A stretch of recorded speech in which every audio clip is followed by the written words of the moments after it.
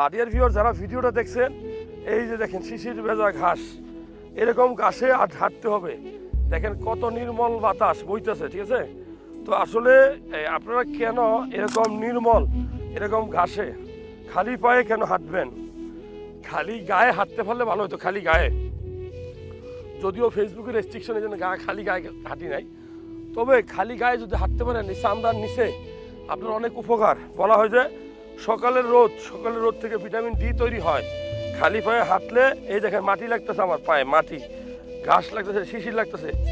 এরকম মাটি খালি পায়ে কে কে হাঁটছেন, কতদিন আগে হাঁটছেন বলতে পারবেন?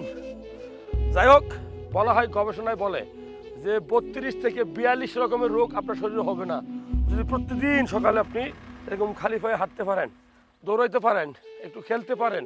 আপনার শরীরে কমপক্ষে ডায়াবেটিস হবে না, কমপক্ষে খারাপ কোলেস্ট্রল হবে না, কমপক্ষে আপনার হার্ট অ্যাটাক হবে না, কমপক্ষে আপনার ব্রেন স্ট্রোক হবে না, আপনার ভালো ঘুম হবে। এই কয়েকটা তো মুখস্থ, 32-42 লাগবে না। যাই হোক, হাঁটলে অনেক উপকার। বলেন তো লাস্ট কবে আপনি হাঁটছেন বলতে পারবেন?